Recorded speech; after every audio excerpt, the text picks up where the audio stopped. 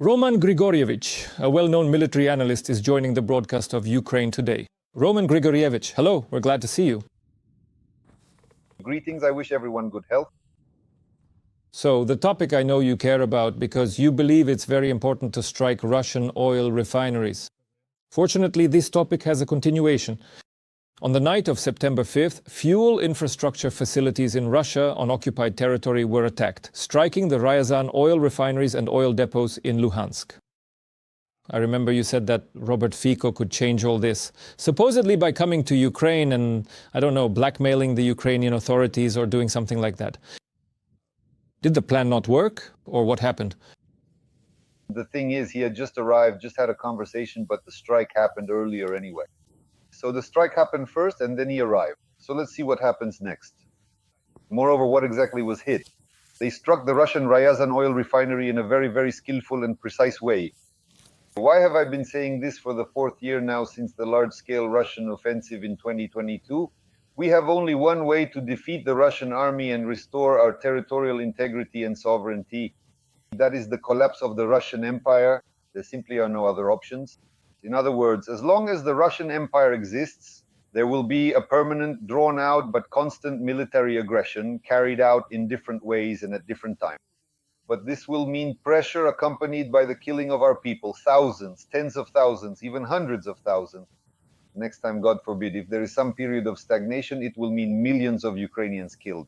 First, we lose 100,000 square kilometers of territory, then another 100,000, and then all 500, 600,000 square kilometers that Ukraine has. This isn't like Russia's 17 million square kilometers. That's why the only solution is the collapse of the Russian Empire.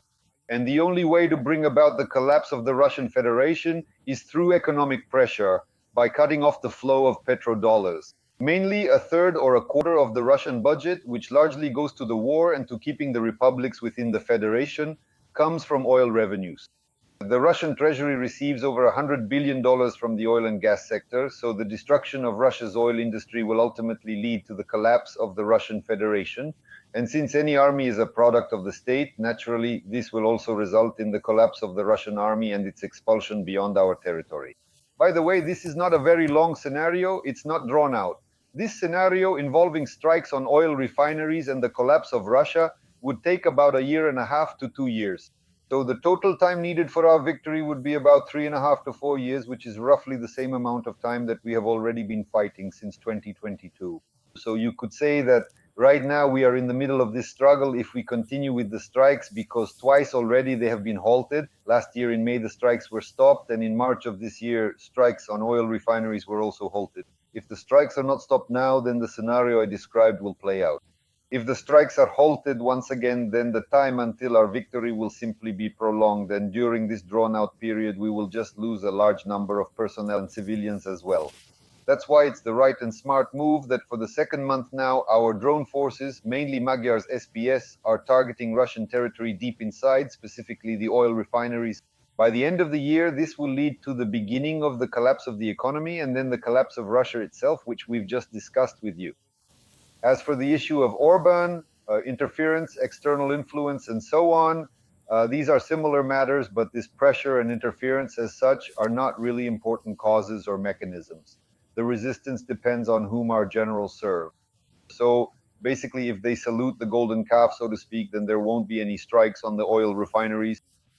But if, for instance, the majors, those who are still quite far from truly becoming full-fledged generals, still steadfastly look to whom they originally swore their solemn oath, and a dedicated serviceman in fact swears a profound oath to the sovereign people of Ukraine, not to the current government, not to any particular official, or indeed to anyone else at all, to the people of Ukraine. And if that's the oath and it's clearly stated there, the preservation of sovereignty and territorial integrity is the main duty of a serviceman. To preserve sovereignty and territorial integrity by any means necessary to ensure the inviolability of the state. So this mechanism, if that's the case, if our majors serve the people, then it doesn't really matter under which banner Russian refineries, Russian oil facilities will burn anyway. There are many mechanisms, from confidential informants and partisan groups to direct, impactful strikes with long-range, sophisticated weapons. If they don't go through, say, the official Ministry of Defense funding channels, then private funding, often substantial, comes in to fill the void. There are such mechanisms as well. That's why it's called that. Donations to Modyar and Russian refineries will burn regardless of whether there's a fits, no fits, whether he brought 2 Greeks, forints, or some other shekels, it doesn't matter. So we wait and watch. If things come to a halt, then of course we'll be cursing out everyone responsible in the information space and not holding back. But if they keep working, we'll praise them. Roman Grigorievich, there's something else I'd like to ask you. Ukrainian special forces from GUR conducted a successful raid in the Black Sea, resulting in the destruction of an enemy BL-680 Harpoon Bay type boat and a Groza electronic warfare system. Could you please tell us what the current situation is in the Black Sea and comment on this special operation if possible? How regular are such special operations and similar destructions? What could they lead to? And how many of them are needed? Well, it's unclear why the Russian Black Sea Fleet isn't being destroyed in the area of the Novorossiysk Bay, since they keep launching caliber missiles from there. We've seen this happen repeatedly. Well, at least in the area around Crimea, our strike assets of various types are directly targeting the Russian, I would say, makeshift fleet. Because these are mostly relatively small vessels, either small missile boats, MRKs, that have been significantly hit, or vessels used simply to transport naval infantry, that is to say, for carrying out certain ground operations and not large-scale or extensive ones at that.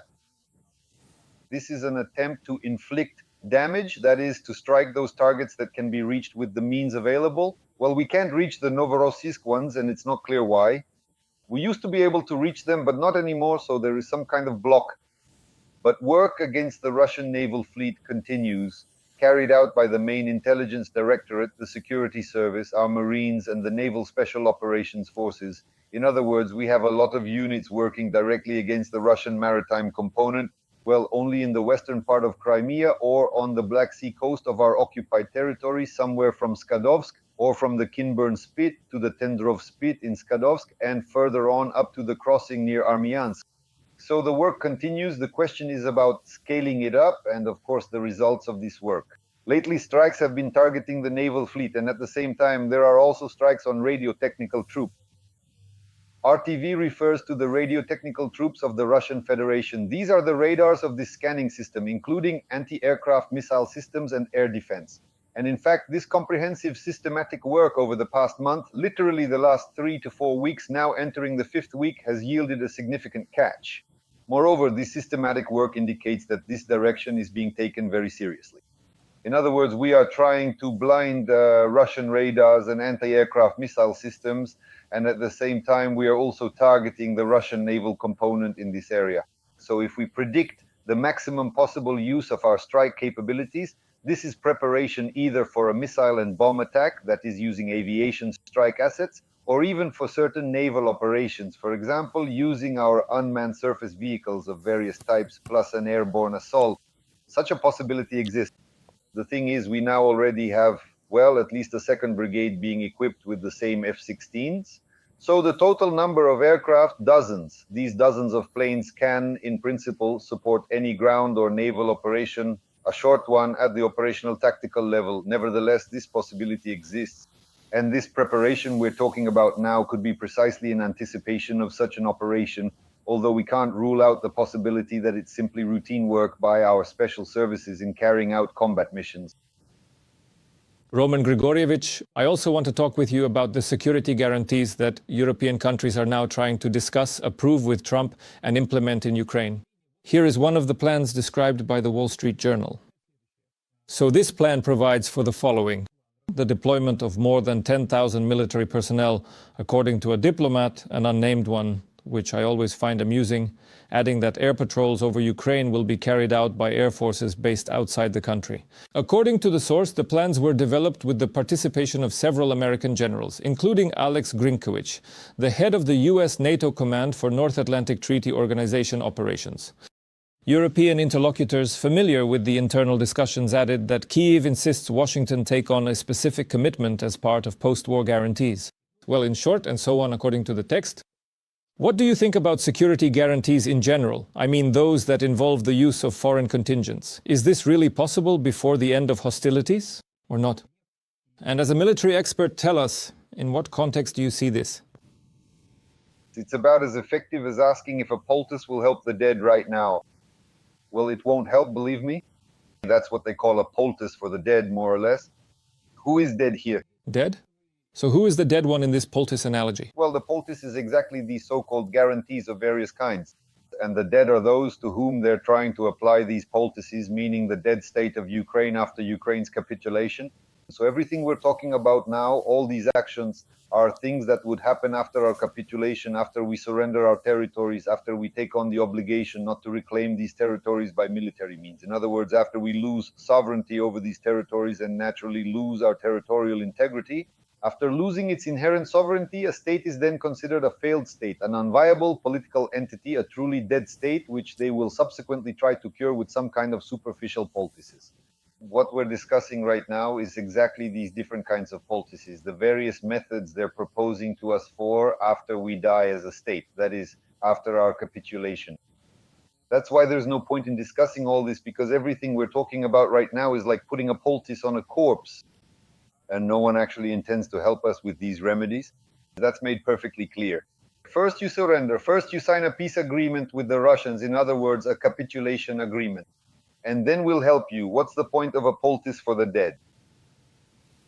And now, Sherpovi, your response. Let's talk about something else now. There is information that at the beginning of the war, Azerbaijani MiG-29s were on Ukrainian territory being repaired in Lviv. The planes might have survived the Russian attack on the Lviv state aircraft repair plant. In March 2022, it was reported that the plant was a priority target for Russia, since it was the only facility in the country capable of carrying out major repairs on these MiG-29s. The planes themselves were acquired by Azerbaijan from Ukraine. They bought 15 MiG-29 aircraft. Ukraine received them after the collapse of the USSR. Could you please tell us, as an experienced aviation expert and a seasoned pilot, could such extraordinary cases truly happen? And do we still possess anything remarkably similar in our strategic reserves that we could potentially acquire from our indirect allies, perhaps those with whom we maintain a cooperative relationship? Those who sold these planes to Azerbaijan should have their heads screwed off. That's the first thing. Find them and screw it off if it's still in place. Of course, I'm speaking figuratively just to illustrate the process and to show my negative attitude toward everyone who sold off our aviation shield. We used to have thousands of planes, thousands of pilots, and at one time we had two of the most serious aviation schools, the Chernigov Higher Military Aviation School for Pilots. I graduated from it in 1985. It produced more than 200 pilots a year. More than 200 fighter pilots a year graduated from that school. The second was the Kharkov Higher Military Aviation School for Pilots, which produced about the same number. Later it was merged into the General Kharkov Institute for Pilots, and then it became the Kupes Kharkov University of Air Force. Then it became the Knups Kharkov National University of Air Force. In other words, we had a very serious aviation base. They sold everything off. Back in the last millennium, I left aviation. One of the reasons was that it was simply impossible to fly due to a lack of kerosene, finances, and so on. So one of the reasons, though the main one, of course, was health, one of the reasons there was no point in staying was because sometimes cadets had to pay for kerosene themselves just to be able to fly. So that's basically how it was killed off. Not at the very dawn, but I would put it that way. This was already at the beginning of this millennium, the end of the last one, the start of this one. That's how they destroyed our aviation, literally selling off entire squadrons of planes. We sometimes lost unique aircraft, like the MiG-23s and MiG-27s, including those that could operate effectively on the ground with good targeting system.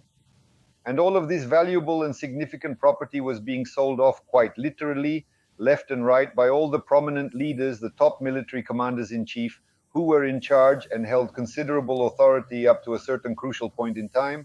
These planes were indeed sold to Azerbaijan, and their maintenance, meaning their airworthiness, was provided by our repair plants. In fact, that was one of the conditions of the sale. Therefore, at one of the stages, such a possibility is not ruled out. At one of the stages, say, of restoring the aircraft or extending its service life, there is such a concept when certain key maintenance work is carried out at our aviation enterprise. These aircraft could have remained for various purposes, purchase, lease, you can call it whatever you like. For now, until our victory, this information is unlikely to appear in the information flow, but these aircraft definitely could have stayed with us and carried out combat missions. Many thanks to Azerbaijan, many thanks to Olive, and directly to Haji Bajain. This is exactly the kind of participation in the war against the Russians. A huge thank you to Roman Grigorievich. Let's hope that the strikes on Russian oil facilities will continue, as we discussed with you at the beginning, and that we'll have more to talk about in future broadcasts. Román Svitan, military expert, was on air on Ukraine Today. Stay healthy. Every voice matters. Join our community, support independent journalism and help us bring you the truth from Ukraine. Become a member of Ukraine Today. Join us now.